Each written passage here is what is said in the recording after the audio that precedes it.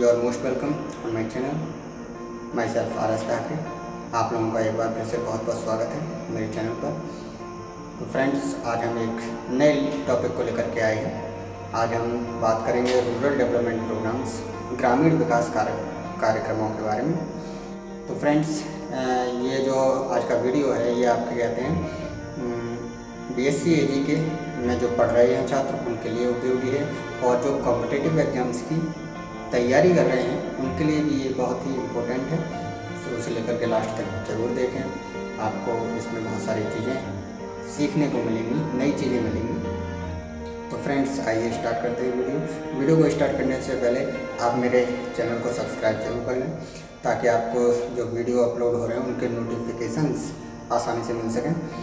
और वीडियो को लाइक ज़रूर करें, कमेंट बॉक्स में हमें कमेंट करके बताएं कि आपको वीडियो कैसा लगा, और यदि आपका कोई सुझाव या सजेशन है तो वो भी आप हमें कमेंट बॉक्स में दे सकते हैं।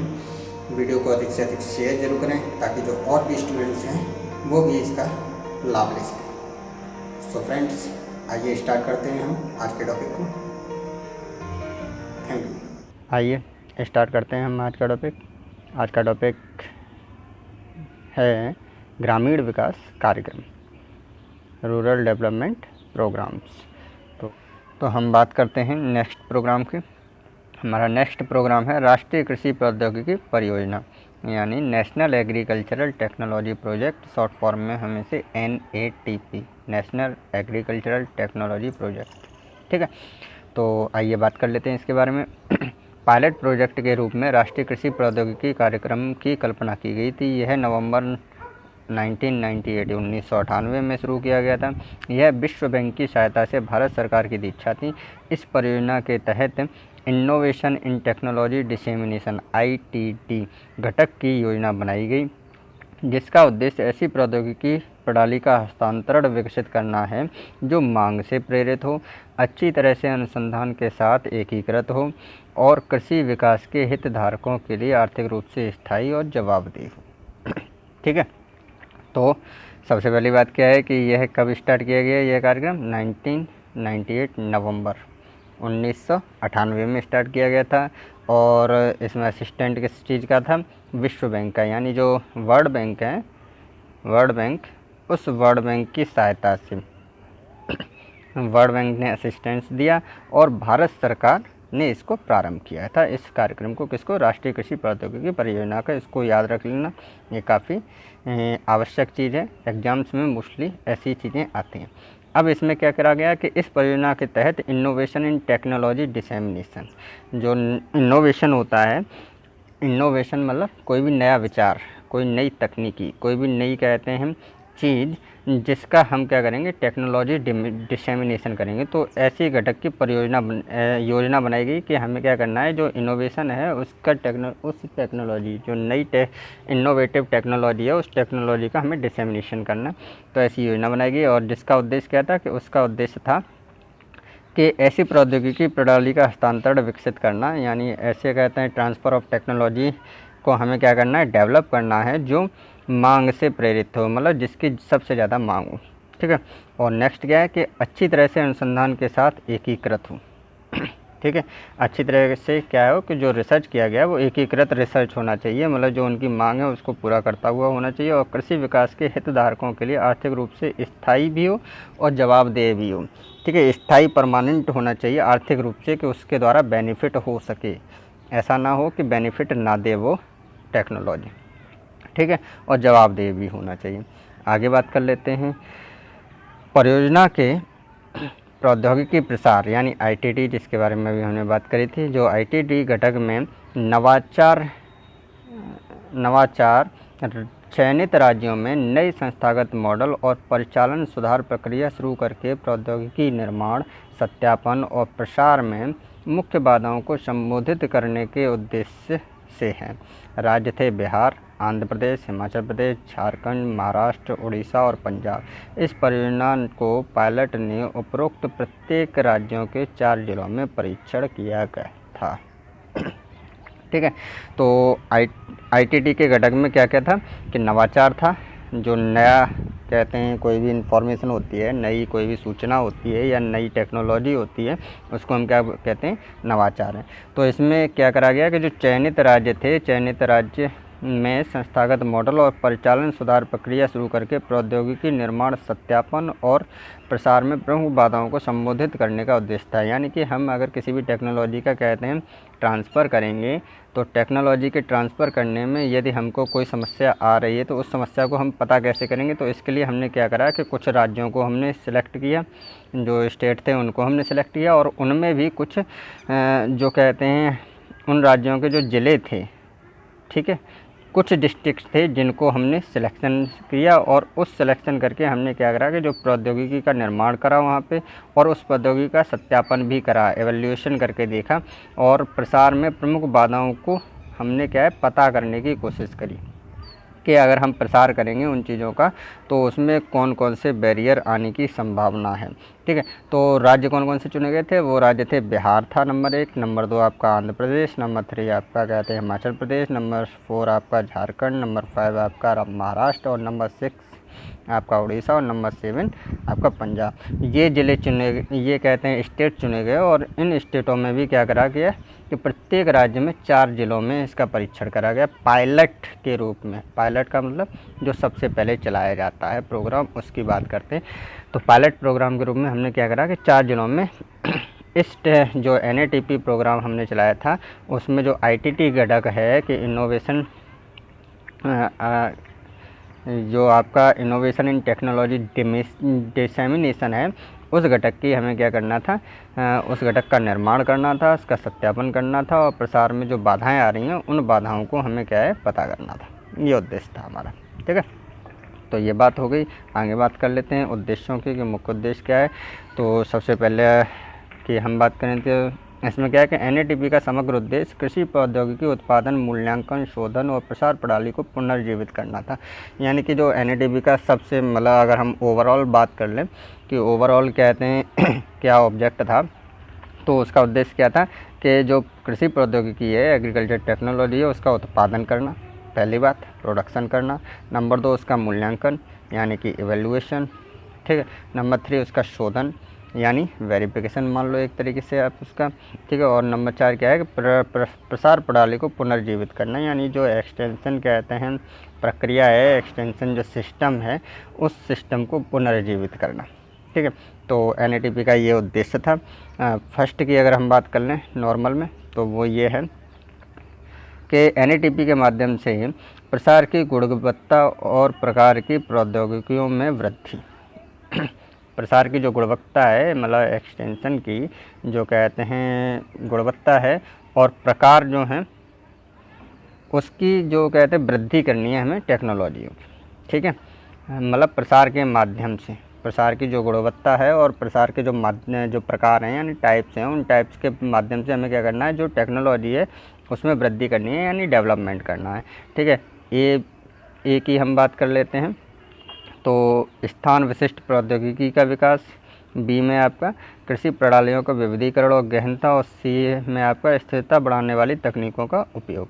तो ये क्या करना है हमें, कुल मिलाकर के जो एक्सटेंशन के माध्यम से हमें क्या करना है कि जो टेक्नोलॉजी है उस टेक्नोलॉजी को हमें डेवलप करना है या वृद्धि करना है या इंक्रीज करना है, ये हमारा उद्देश्य हो गया पहला। सेकंड की अगर हम बात कर लें तो सेकंड में क्या है, किसानों की समस्याओं के समाधान के लिए अनुसंधान संचालित और विस्तार प्रणाली को सक्षम बनाना और मांग को संचालित करना। ये आपका सेकंड हो गया कि जो किसानों की समस्याएं हैं उनका समाधान करना है। ठीक है, और जो अनुसंधान है उसको संचालित करना है। ठीक है, हमें क्या करना है कि जो रिसर्च हमने करी है उसको कहते हैं हमें बताना है, संचालित करना, और विस्तार प्रणाली को सक्षम बनाना है, और मांग को संचालित करना है यानी मांग को हमें पूरा करना है। ये हमारा सेकंड ऑब्जेक्ट रहा है NATP का।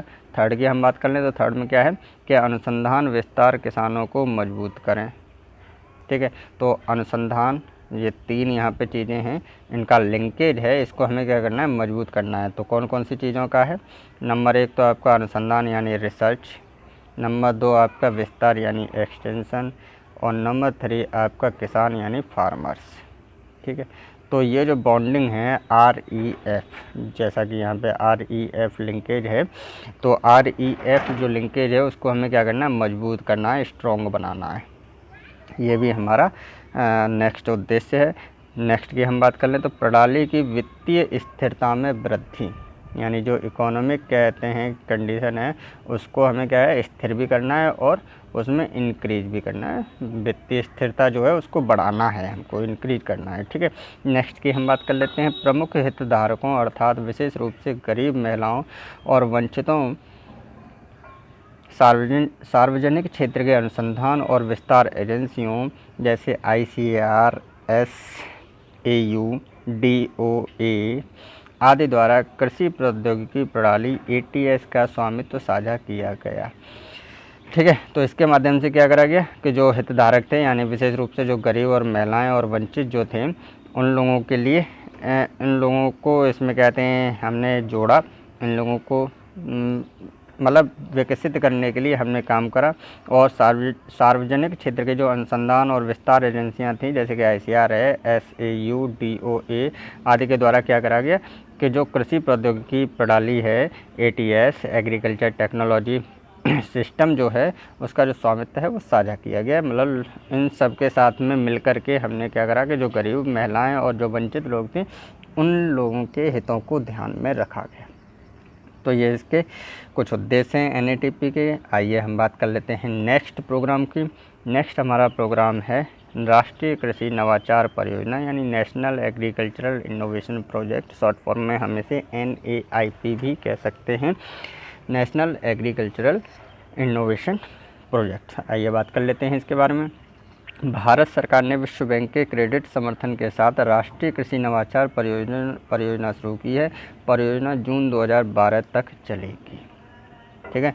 तो इसमें सबसे पहली बात यहाँ पे कर लो कि भारत सरकार ने इस कार्यक्रम को स्टार्ट किया हुआ है और विश्व बैंक के द्वारा क्रेडिट दिया गया है, यानी कि जो असिस्टेंस है, जो सहायता दी गई है वो सहायता किसके द्वारा दी गई है, वर्ल्ड बैंक के द्वारा दी गई है। NATP में भी यही सेम कंडीशन थी कि वर्ल्ड बैंक के द्वारा असिस्टेंस दिया गया था, और जो NAIP है इसमें भी वर्ल्ड बैंक के द्वारा क्या था, असिस्टेंस दिया गया है। और भारत सरकार यानी जो इंडियन गवर्नमेंट है इसके द्वारा ये कार्यक्रम स्टार्ट किया गया है। और ये परियोजना कब तक चलेगी, जून 2012, ठीक है, जून 2012 तक चलने की इसकी बात थी।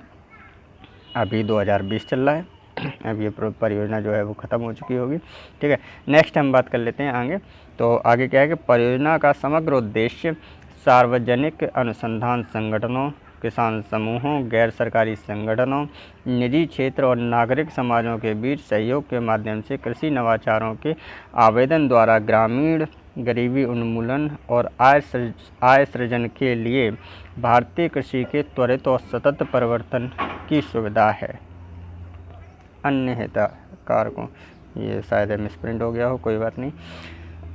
तो क्या है कि परियोजना का समग्र उद्देश्य क्या है कि सार्वजनिक अनुसंधान संगठन नंबर 1, जो सार्वजनिक अनुसंधान संगठन है वो, नंबर 2 आपका किसान समूह, नंबर 3 आपका गैर सरकारी संगठन, नंबर 4 आपका निजी क्षेत्र, और नंबर 5 नागरिक समाज के बीच में क्या करना है, हमें सहयोग करना है, कॉपरेशन बैठाना है इतने सारी चीज़ों के बीच में। सबसे पहला उद्देश्य, ठीक है, मतलब समग्र उद्देश्य की हम बात कर रहे हैं, ओवरऑल की बात कर रहे हैं।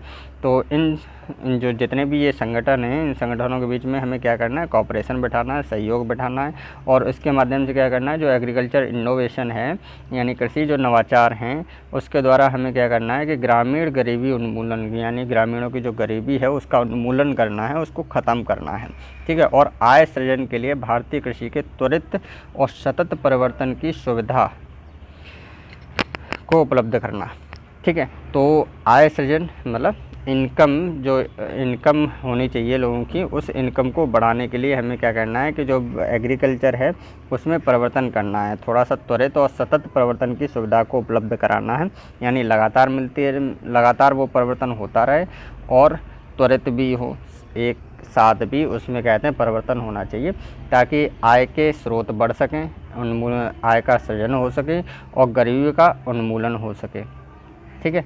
तो ये कृषि नवाचार का था कि क्या है कि जो हमारे क्या कहते हैं जितने भी संगठन हैं, जैसे कि सार्वजनिक अनुसंधान संगठन जो हैं, किसान समूह हैं, गैर सरकारी संगठन हैं, निजी क्षेत्र और नागरिक समाज जो हैं, उनके बीच में हमें कॉपरेशन बिठाना है और उसके माध्यम से क्या करना है, जो एग्रीकल्चर इनोवेशन है, न्यू टेक्नोलॉजी है या कोई भी नई परियोजना है, नई चीज़ है, उसको हम क्या करेंगे, उसका हमें क्या करना है, उसको ज़मीन पर उतारना है ताकि जो ग्रामीण हैं, जो गरीब हैं, उनकी गरीबी का उन्मूलन किया जा सके और उन्हें आय के सोर्स जो हैं वो प्रोवाइड कराए जा सके ताकि वो डेवलप हो सकें। कुल मिलाकर के हमें डेवलपमेंट चाहिए। ठीक है, आगे हम बात कर लेते हैं महत्वपूर्ण उद्देश्यों की बात अगर हम करें तो महत्वपूर्ण उद्देश्य में फर्स्ट आपका आता है कि एक भारतीय राष्ट्रीय कृषि अनुसंधान प्रणाली NARS यानी नेशनल एग्रीकल्चर रिसर्च सिस्टम जो है उसे NARS के रूप में जानते हैं, यानी राष्ट्रीय कृषि अनुसंधान प्रणाली आप इसको कह सकते हैं, के प्रबंधन के लिए एक उत्प्रेरक एजेंट के रूप में भारतीय कृषि अनुसंधान परिषद ICAR की महत्वपूर्ण क्षमता का निर्माण करना। ठीक है, तो जो NARS जो प्रणाली है उस प्रणाली में परिवर्तन करना है हमें। जो एग्रीकल्चर अनुसंधान की जो कहते हैं एग्रीकल्चर रिसर्च जो सिस्टम है, नेशनल एग्रीकल्चर रिसर्च सिस्टम, उसका के प्रबंधन के लिए क्या करना है, एक उत्प्रेरक एजेंट के रूप में भारतीय कृषि अनुसंधान परिषद की महत्वपूर्ण क्षमता का निर्माण करना है। हमें क्षमताओं को यानी स्किल्स को डेवलप करना है। ठीक है, सेकंड आपकी अगर हम बात कर ले तो सेकंड में क्या है कि कृषि उत्पादकता और लाभप्रदता और ग्रामीण हितधारकों के पोषण, आय और रोजगार को बढ़ाने के लिए प्राथमिकता वाले क्षेत्रों विषयों में उत्पादन से उपभोग प्रणाली मोड में अनुसंधान को बढ़ावा देने के लिए। ठीक है, तो ये भी हमारा नेक्स्ट उद्देश्य है कि क्या है कि कृषि उत्पादकता लाभप्रदता को बढ़ाना है, कृषि उत्पादकता को हमें कहते हैं बढ़ाना है, और जो ग्रामीण हितधारक के लिए जैसे कि पोषण है, आय है, रोजगार है, ये हमारी क्या है प्रायोरिटीज़ रहेंगी, यानी प्राथमिकता रहेंगी कि उनका पोषण किया जा सके, उनकी आय को बढ़ाया जा सके, रोजगार को बढ़ाया जा सके, और उत्पादन से उपभोग प्रणाली मोड में अनुसंधान को बढ़ावा देना है, यानी कि हमें क्या करना है कि जो रिसर्च है उसको भी हमको बढ़ावा देना है, इंक्रीज करना है। ठीक है, नेक्स्ट की अगर हम बात कर लें तो नेक्स्ट कहते हैं हमारा उद्देश्य क्या है कि चुने हुए वंचित क्षेत्रों में रहने वाले ग्रामीण लोगों की आजीविका सुरक्षा में सुधार के लिए प्रौद्योगिकी के नेतृत्व वाली नवीन प्रणालियों के माध्यम से जो सभी हितधारकों के बीच सामाजिक और आर्थिक परिवर्तन की व्यापक प्रक्रिया को शामिल करती हैं। ठीक है, तो हमें क्या करना है कि चुने हुए जो वंचित क्षेत्र हैं उसमें ग्रामीण लोगों की आजीविका की सुरक्षा में सुधार करना है। उनकी आजीविका को हमें, जैसा हमने लास्ट में बात करी थी कि सेकंड पॉइंट में बात करी थी कि आजीविका को जो आय के सोर्स हैं उनको हमें बढ़ाना है और उनकी सुरक्षा भी करनी है ताकि उनकी आय का सोर्स जो है वो बना रहे, और प्रौद्योगिकी के नेतृत्व वाली नवीन प्रणालियों के माध्यम से जो सभी हितधारकों के बीच सामाजिक और आर्थिक परिवर्तन की व्यापक प्रक्रिया को शामिल करेगा। ठीक है, तो ये हमारा नेक्स्ट उद्देश्य हो गया। नेक्स्ट की हम बात कर लेते हैं तत्काल और अनुमानित भविष्य में प्रौद्योगिकी विकास चुनौतियों का सामना करने के लिए कृषि विज्ञान के रणनीतिक क्षेत्रों में बुनियादी और रणनीतिक अनुसंधान करने की क्षमता का निर्माण करना।